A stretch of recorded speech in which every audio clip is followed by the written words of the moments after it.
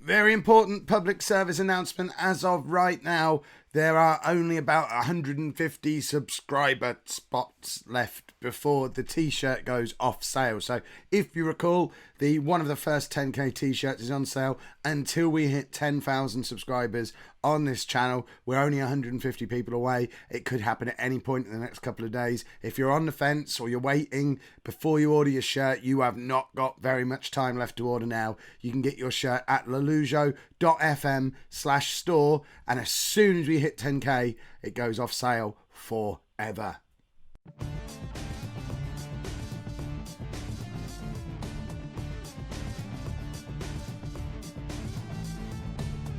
Hello and welcome to Season 9, Part 2 of Non-League to Legend. I'm Kev, and coming up on today's episode, we've got games against Aldershot and Fleetwood in League 2. I'm still not used to saying that again. As you can hear, my voice is close to a full recovery now as well, so hopefully not much longer of croaky-voiced Kev. Since you were last with me, form has been good, I would say. We're still unbeaten at Blackpool. We've played 5 games now, won the first 2, all very positive stuff. And Nikolai Brock-Madsen scored 5 goals in those first 3 games as well. Everything was looking rosy for a little while. We have drawn the last 3 games though, against Morecambe, Oldham and Stevenage, although Stevenage are 3rd in the league, I think. So a 0-0 draw away against them is by no means a bad result. And with 13 games left of the season, we find ourselves 1 place and 2 points outside of the playoffs. It is very much on at the moment, but we need to prove it's on by winning a few more games. So that's what we're going to be trying to do starting today. See, that's how this works. We try and win football matches to get promotions, to prove that it's a travesty that I'm in League 2 in the first place. So this is the team that we're going to be playing for today's game. A few people have asked about signing free transfers. None have come up on my scout reports. And believe it or not, players who were suitable for Blackpool in League 2 weren't coming up when I was managing in the French First Division last year. So I've got nothing I can bring over from previous shortlists. We are on our own for the rest of the season. A few people have asked about the team instructions we use in the tactic as well. They are all listed at the top of the screen there. Every time the tactics are on the screen, but just to show you for those of you who have been asking, we've got overlap on, we're closing down more, we play fairly narrow and we play with a high tempo, and that's the same instruction that we've used ever since we started using this version of this tactic when we were with Southend. I think it might even have been at Gainsborough that this one got its debut. So this is the team for today's game. We've got Davis in goal, a back 4 of Sana, Baird, McDonald and McJanet. Riley, Deli Bashiru and Lorenzo. Apparently he's called Lorenzo. If I'm still saying that wrong, please let me know. And then Keith Shorthouse in behind Reece Talmash and the aforementioned Nikolai Brock-Madsen, who hasn't scored for a couple of games now, and we'd very much like him to get back in the goals today. We're at home against Aldershot. They're down in a relegation battle. It is a winnable game. Not only is it winnable, it's a game that if we are going to have any chance of getting into this playoff picture and pushing for a promotion in our first season at the club, we really need to be winning these kind of games. We have looked a little bit shaky on a couple of those draws. We were better against Stevenage in the last game, but goals are proving quite hard to come by, which is difficult for me to say. That I'm not used to that with my teams. So that's something we definitely need to address in the summer, whatever league we're in. But we just need to start. We need to get back to winning ways. 4 games without a win. That's certainly not promotion form, despite if we drew again, that would then be 6 games unbeaten. It's no good if 4 of them are in the last 4 in a row are all draws, because that's not how you get into the playoffs. Right, we've got a chance to build from the back here. Davis lumps it forward, aiming at Talmash, who can't get there, but the ball falls to Shorthouse. Shorthouse, I mean, it was ambitious, but I guess we won't argue that. I mean, we've had 15 shots in that first half. I know a lot of them have come from long range, but 15 shots, all this possession, Aldershot barely having a shot on target in the whole of the first half. This is what I mean about struggling to find goals. We are playing well, we're creating a lot, although we've not created any clear-cut chances amongst those 16 shots. So obviously in that final third we have problems not just with finishing, but with creating something meaningful in there as well. But I just don't think we've got the firepower to be really competitive this season. And also I've just seen the attendance. Goodness me, this team were in the Premier League 15 years ago. How are they only getting 2,500 at home in a league game when they're in a promotion push? That's less than we were getting at Southend. Did Blackpool really not have any fans? That's That's awful. And now we're 1-0 down as well at home against a relegation candidate. All that pre-match big talk. It's always the same. When I have a big positive intro, you can guarantee we're about to slip up.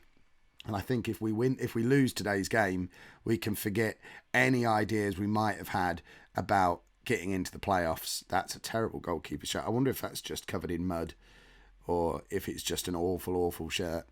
It's definitely something else that needs to be addressed. But we're down to 10th at the moment. Still only 3 points outside of the playoffs. So mathematically, it's very much still on. But all the momentum is drifting away from us very, very quickly at the moment. And this front three that we're using just isn't working the way that we're trying to use it. I think we're going to, now brace yourselves, we're going to try something a little bit different. And I know this isn't what Kev does. Kev doesn't try things a little bit different.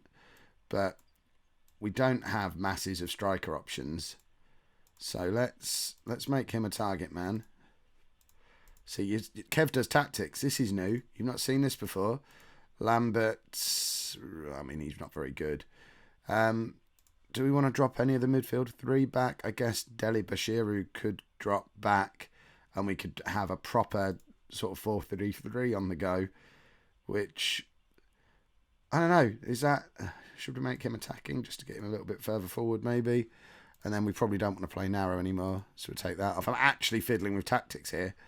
There you go. We'll try something different for the last 20 minutes. Haven't used this system, certainly in FM17. I'm not sure if I used it at all last year, maybe in the very early days of Ipswich, or I think it was a 4-2-3-1 we used then. We're not really giving it a fair crack of the whip today to see if it's going to be any good, but we've got is wingers on the bench, and we've already brought two of them on. We've got no one who's going to come on and change this game. Lambert could probably go up front because Brock Madson's not having the best of games. Let's make that change. I don't know what kind of striker Lambert is. Lambert is an advanced forward, so let's do that. We're going to drop him back to support. I don't want too many players on attack. Fleming can play. Yeah, we'll keep it like this. There you go. Last 10 minutes, we don't have a recognised proper goal scorer on the pitch anymore. Lorenzo with a chance to cross in again. Finds Lambert, who finds Dorsey. And we're playing well. We've finally created a clear-cut chance again. We have had all the possession and all the shots in this game. We just can't convert the chances that we're creating. Hence, we're fiddling with the front three rather than fiddling with anything else, because I think that's where our big problem is. But this is, I think, a third game in a row now without scoring a goal, despite having 20 shots. And only 7 of them have been from long range. So there's 13 shots that are reasonable shots to be taking. And we're just not converting. We've had 9 shots on target even. And we've lost 1-0 at home to a relegation battling team. We might have to switch to that 4-3-3 for the next game and just do that from the start, because we seem to have more wide players that we can fiddle with. Here's something you don't see on this channel very often. We're trying a different tactic from the start of a match. I don't remember the last time I didn't use a 4-3-1-2. So we're doing the 4-3-3 that we finished the last game in, just a couple of tweaks. We're making Brock Madsen a target man on attack rather than support, leaving the advanced playmaker and midfielder support just to, because that midfield has been working. We don't want to fiddle with that too much. Shorthouse is going to move out to the right wing and play as an inside forward to try and get in and support Brock Madsen, and Fleming comes into the team as the winger on the other side. Other than that, we are pretty much unchanged. Akil Raymond comes into the midfield as a ball-winning midfielder on support behind the midfield too. He comes in at the expense of Riley and is the only other change. So I don't care if he's not fit. That doesn't matter. Fleetwood are the favourites for this match. It's very much a mid-table battle. Neither of us playing particularly well. Both of us tumbling down the league. Both of us very much last chance saloon to have any chance at all of getting into the playoff picture. We've got more of a chance than they have. We're 2 points behind Doncaster, who are in 7th. Fleetwood are a further 3 points behind us. But obviously, if they beat us today, then they're on the same amount of points as us, because that's how points in football work. Right, Brock Madsen sprays the ball across to McJanet, and Shorthouse is in, and we're 1-0 up after 12 minutes. And Shorthouse was so central there, playing as a proper inside forward, and that's exactly what we were looking for him to do. We've actually stretched a team by spraying the ball from one wing to the other. We've never been able to do that before. And Shorthouse, basically playing as a centre forward, is the man who gets in there to tuck the ball into the back of the net. And we're 1-0 up. We haven't scored a goal for a long time. Right, Lorenzo out to Fleming. We're looking good. I like this system. Brock Madsen now has the ball, sprays it out to Williams. Williams with the chance to cross, finds Shorthouse. He's in with his second goal. Keith Shorthouse likes playing as an inside forward. There you go. That's your headline from today's match so far. And again, Brock Madsen spraying the ball out onto the wings. He's a good target man, and certainly knows how to bring his wide support players into the game. And we're at it again. Shorthouse on the edge of the area. Williams lumps it back in, and they're breaking on us now. We had too many men committed forward. And luckily, that's a very tame shot into the arms of Davis. And we've had two shots, both on target. One of them's a clear-cut chance, and we've scored 2 goals. So let's not get too carried away, because Fleetwood are having all the possession. But we've just had our third shot and scored our third goal. All of that, we're not able to be clinical enough. It's all gone away just because we've slightly shuffled how the front three work. I don't understand it. Shorthouse now returning the favour to Brock Madsen, tucks it in front of his path. With 3-0 up, we've only had 3 shots. I don't understand how that last one wasn't a clear-cut chance, but we're still only shown as of having had one. But, that was on the end of Brock Madsen's toe in the 6-yard box. That's about as clear-cut as they get. But this is an interesting development, because this changes my entire philosophy about how to play Football Manager. And the thing is, it's a bit of a fluke. We can't get too carried away with this. We're not getting any possession. We're not creating chances. Yes, we've scored 3 goals, but we've only had 5 shots in the whole match. I don't know if this is a yes, we must carry on with this, it's obviously working kind of deal. It's a difficult one. Right, let's get Riley on in the centre of that midfield. Fleming was the one who was struggling pre-match, so we'll bring him off and bring Lambert onto that left-hand side of midfield.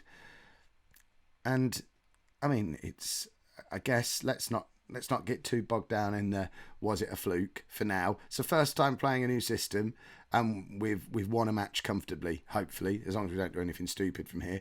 We're only 2 points outside the playoffs again, so in exactly the same situation we were pre-match, although obviously pre-match we still had 13 games to play. Now we've got 11 games to play, but we can make up that 2 points in 11 games. It's definitely doable.